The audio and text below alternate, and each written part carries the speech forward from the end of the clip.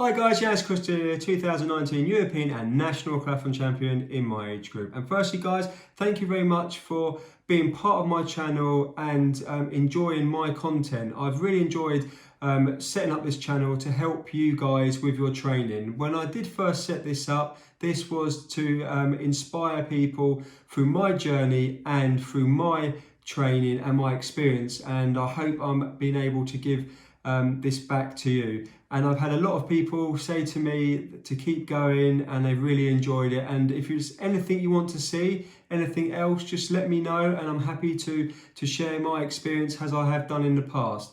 Now on to today's video. Today's video is 2 key tips how to be a better and a more efficient runner from my experience.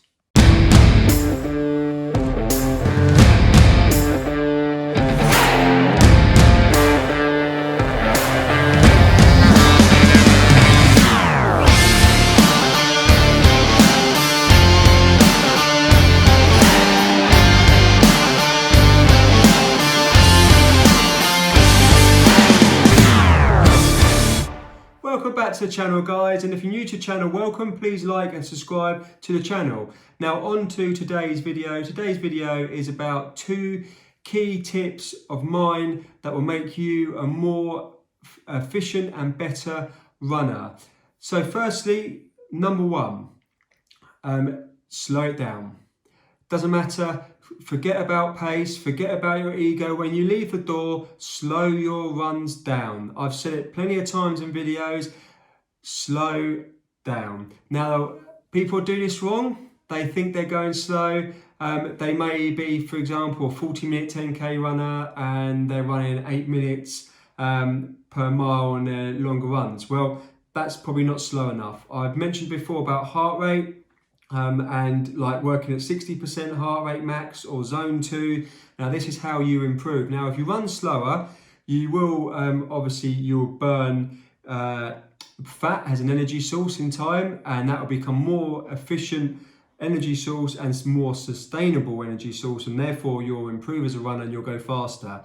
Now again, heart rate is very important, so I always say to go with heart rate, because if you get fixed on pace, one day, for example, you may be able to run 8-minute miles and you feel fresh the following day, but then the following day, another time you'll be doing this and you'll be overtraining and you'll feel completely shattered or even struggling to keep the pace.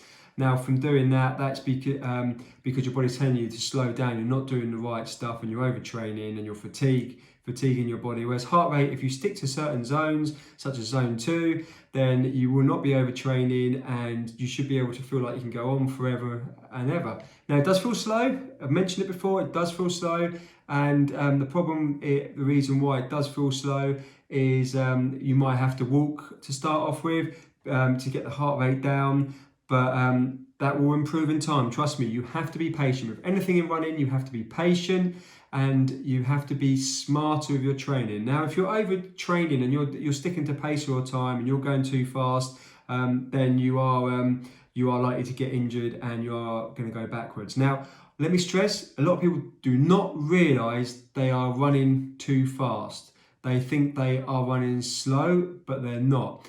Now, for example, when I'm running, I'm about a minute, at least a minute and a half off my race pace, roughly, depending. So you shouldn't be running anywhere near race pace when you want to go longer. Now, the longer the better you go, the more efficient you become. So I'm not saying like if you run an hour run, you can increase it to an hour and 15. I'm not telling you to run 2 hours or 3 hours. No, you'll fatigue your body, but stick to the zones. Now, you become more efficient runner if you run slower, and you do improve, and therefore you will become faster and you will achieve your PB. So that's my first top tip.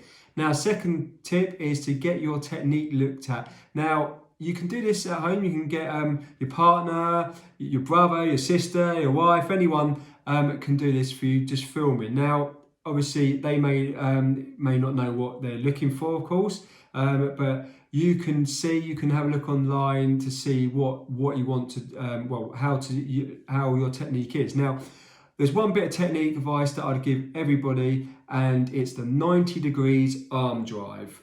So I'll just stand up, so 90 degrees arm drive. So when you're running, your arms should not be like a dinosaur pose doing that. All the tension that you're getting here and your back is going to cause injuries. Just because you're doing this up here doesn't necessarily mean you're going to get the injuries up here. Normally the injuries will come down the bottom because it's pulling. So you're not doing that, not doing this. You're not a boxer. They're not crossing. They shouldn't be crossing. A 90 degrees arm drive is as simple as that. So 90 degrees, let's say 90 degrees. And if you want to do it, this is how I would say to start doing it. Just slightly brush it so your wrist or the end of your hand comes up to your hip bone and should not go back like that. Should not go forward like that, and come like that. Obviously, if you're a sprinter, you see sprinters pump a bit harder, but you're not a sprinter, it's endurance running. So that's my tip. So to do that, 90 degrees arm drive does take a lot of time to get used to if you're not used to. So if you get someone to film you and have a look, and then you can see what you're doing if you're not doing a 90 degrees arm drive. So as I said, 90 degrees, always 90 degrees. It makes you more efficient, it uses less energy, and therefore you'll be able to run quicker from it. And now with the 90 degrees arm drive, it is a lot of coaches and governing bodies teach you this. Now, no one's perfect, but it will save energy. Now, if you're not moving your arms when you're running, you're doing like shuffling, then again, you're not doing it right. Now, when you are doing the 90 degrees arm drive, you must remember that your hands should be like this, okay? So you don't want to fist. Now, I'm going to show you a key tip with a fist, right? So what happens, right? You can see here that my hand is relaxed, well, my arm is relaxed, okay? And a little tip is that if you put a Pringle in there, for example, in between your fingers here, and it should, in theory, just lie in there. Now, if you snap it, you're holding your hands too, you're clenching your hands too tight. Now this is a quick thing to see if you're doing it wrong. So you see my arm is fine. Now if you put your other hand like that, right, okay, and then you clench it or tighten it up, you'll be able to feel the pressure. When you let go, you'll be able to feel the difference in the pressure, which will come to your arm around here. Now that pressure, if you're doing that, will go all the way out to your arm and will cause an injury. And again, you're tensing your body and you're using more energy. So again, you save energy, you become more efficient runner, therefore you get faster, and then you can achieve your PBs. Now, it does take time to get used to it. Now, the problem is when you're teaching your body with technique to try something new, it's always important to try and do the upper body instead of the lower body because the biomechanics can cause problems below. So it's always best to try and do the upper body. Now, what you might find when you do it, that you will get a problem. Your shoulder might be a bit sore for a few days while your body gets used to it. But we got to remember, if you're conscious of it, then you'll be able to do it quite consistently, and you'll get used to it, and eventually you'll just end up doing it. Now, if you don't, if you forget about it, and because your body, basically your brain takes so long to process to correct something that you're not used to doing, then if you don't think about it or constantly look that you're doing it, then again, unfortunately you won't get the hang of it. But it does take time, but just keep doing it and being conscious of it. So guys, that's my 2 top tips. I hope you found them helpful. These are things that have helped me in the past to improve. And please drop a comment. What have you found helpful with to make you more of an efficient runner? Thanks for watching, guys. And the champions of this age group category, Henrietta Parasavic and Yiannis Christodoulou. Christodoulou.